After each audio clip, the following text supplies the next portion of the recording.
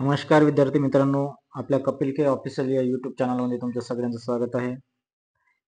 विद्यार्थी मित्रांनो, तुम्ही जर टीईटीचा अभ्यास करत असाल किंवा टीईटीची तयारी करत असाल तर आपल्या चॅनलवर आपण आजपासून बालमानसशास्त्र व अध्यापनशास्त्र यांचे PYQ म्हणजेच प्रिव्हियस इयर क्वेश्चन मागील वर्षी आलेल्या प्रश्नपत्रिकातील रोज 10 प्रश्न या ठिकाणी आपण अभ्यासणार आहोत. तत्पूर्वी तुम्ही जर आमच्या चॅनलला जर नवीन असाल चॅनलला तुम्ही सबस्क्राईब करा, जेणेकरून येणारे सर्व व्हिडिओ तुम्हाला व्हिडिओचे अपडेट मिळत राहतील. बघा विद्यार्थी मित्रांनो, बालमानसशास्त्र व अध्यापनशास्त्र अतिशय महत्त्वाचा टॉपिक आहे. याच्यावर PYQ चा जर तुम्ही अभ्यास केला तर याचा खूप चांगला फायदा तुम्हाला टीईटीच्या परीक्षेमध्ये होऊ शकतो. या ठिकाणी आपण पहिला प्रश्न बघणार आहोत.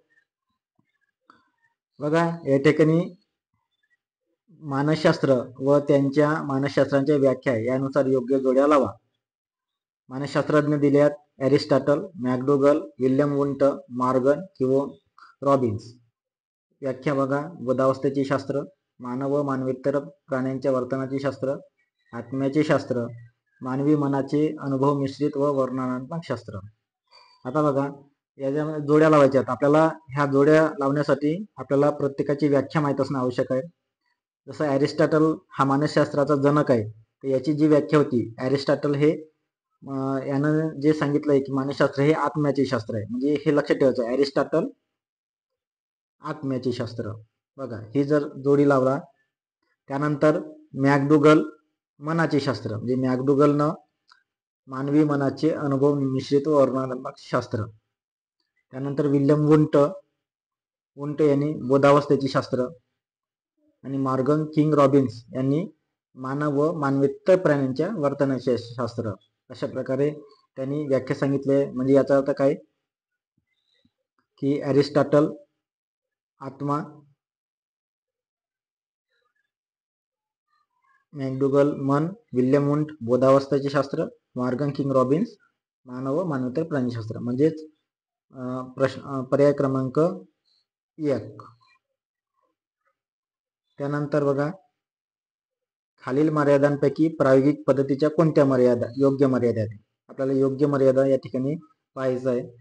प्रायोगिक पद्धती बघा, प्रायोगिक पद्धती म्हणजे प्रयोग करून पाहणारी पद्धती. याच्यामध्ये बघा पहिला ऑप्शन आहे प्रयोग ज्याचे आंतरिक घटक नियंत्रित असतात.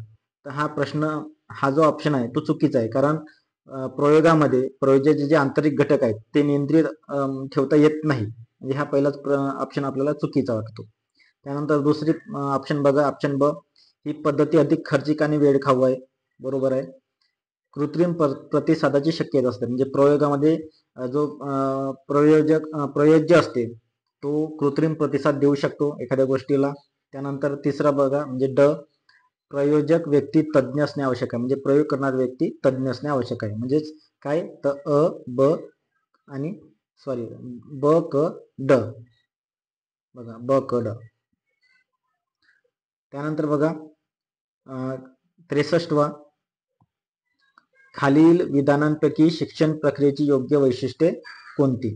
आता शिक्षण प्रक्रियेची वैशिष्ट्ये बघा की शिक्षण ऑप्शन जे अ आहे ते शिक्षण ही त्रिकेंद्रात्मक प्रक्रिया. बरोबर आहे. कारण शिक्षक, पालक,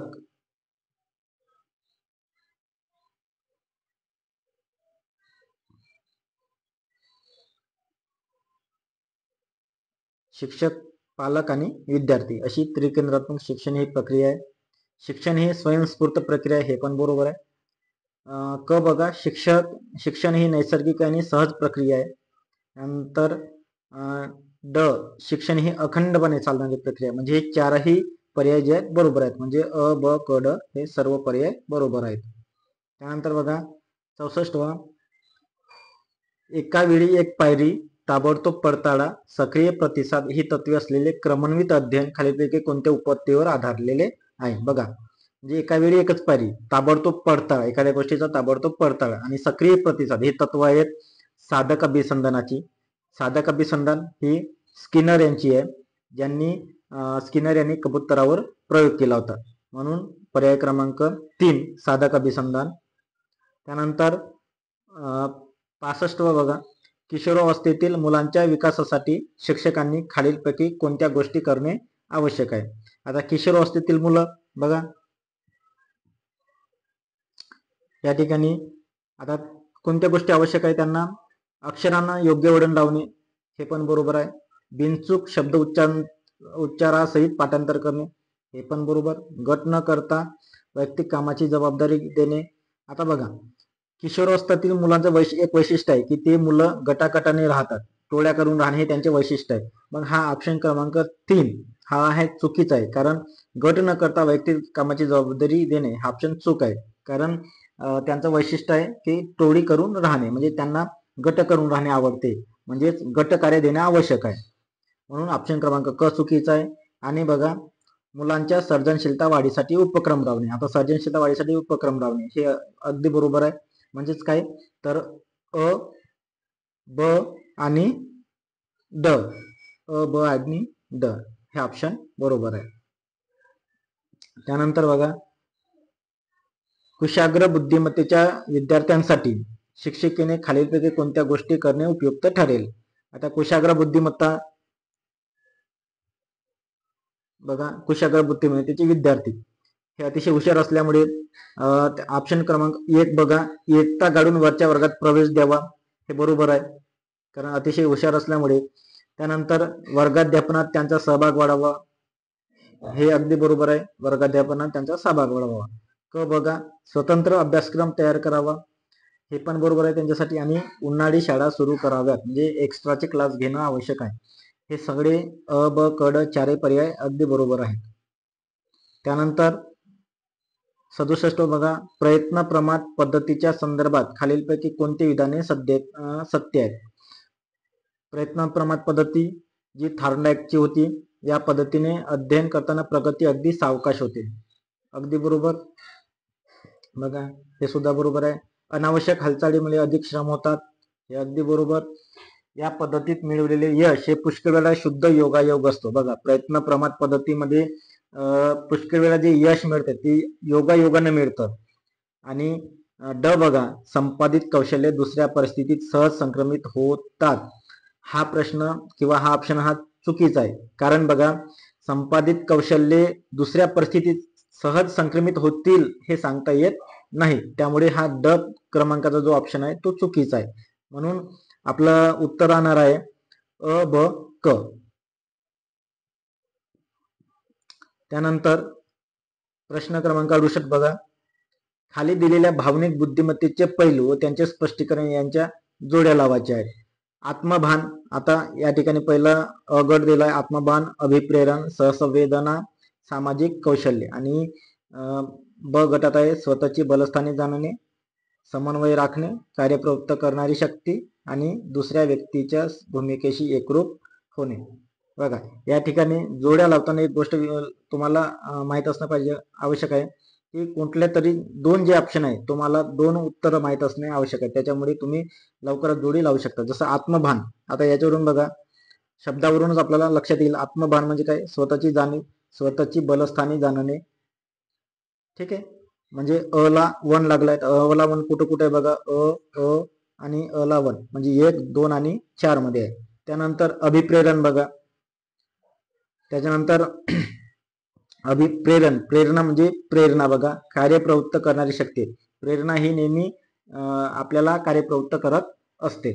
तर अभिप्रेरण क्रमांक 3, मग आता अभिप्रेरण क्रमांक 3 कुठं आहे, तो 2 नंबरच्या ऑप्शन मध्ये आहे बघा. त्यानंतर इतर कोणत्या ठिकाणी ब ला 3 अशी जोडी लागलेली नाही, इथं पण नाही, इथं पण नाही आणि इथं पण नाही, म्हणजे तुमचं ऑप्शन 2 नंबरचा असू शकतं. बाकीचे जे पर्याय बघा, सहसंवेदना म्हणजेच काय, दुसऱ्या व्यक्तीच्या भूमिकेशी एकरूप होणे, म्हणजे क नंबरला 4 सहसंवेदना म्हणजे आपल्या सहकारी जे आहे त्यांची जी भूमिका आहे त्यांच्याशी एकरूप होणे, हा पर्याय बरोबर आहे. त्यानंतर सामाजिक कौशल्यामध्ये समन्वय राखणे हे सुद्धा पर्याय बरोबर आहे. म्हणजेच तुम्ही आपल्या पर्याय कुठल्याही दोन पर्यायावरून तुमचं उत्तर काढू शकता. त्यानंतर याचं उत्तर आहे क्रमांक 2चं. त्यानंतर प्रश्न क्रमांक 69 बघा, बुद्धिमत्तेची व्याख्या करताना विल्यम जेम्स यांनी खालीलपैकी कोणत्या घटकावर भर दिलाय? आता बुद्धिमत्तेची व्याख्या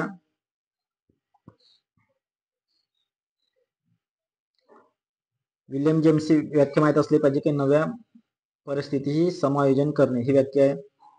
त्यानंतर 70वा बघा, अवबोध आणि प्रतिमा या संदर्भात खालीलपैकी कोणती विधाने सत्य आहेत? अवबोध व्यक्तिनिष्ठ तर प्रतिमा वस्तुनिष्ठ असते. हा पहिलाच पर्याय चुकीचा आहे, कारण अवबोध हे वस्तुनिष्ठ आणि प्रतिमा हे व्यक्तिनिष्ठ असते. या ठिकाणी उलट करून सांगितलेलं आहे. बघा, अवबोध हे व्यक्तिनिष्ठ नसून ती वस्तुनिष्ठ असते, तर प्रतिमा हे वस्तुनिष्ठ नसून व्यक्तिनिष्ठ असते, म्हणजे असं उलट केलेलं आहे. त्याच्यामुळे हे विधान चुकीचं आहे. त्यानंतर बघा, प्रतिमा ही अवबोधाची नक्कल असते, हे पर्याय बरोबर आहे.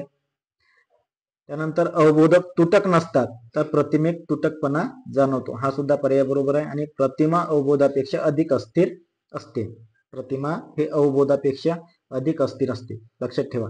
त्याच्यामुळे हा सुद्धा पर्याय बरोबर आहे. म्हणजे आपलं योग्य उत्तर आहे म्हणजे ब, क आणि ड.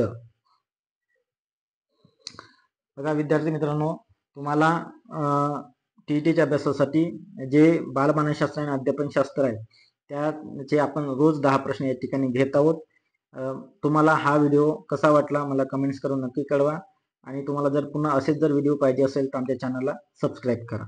धन्यवाद.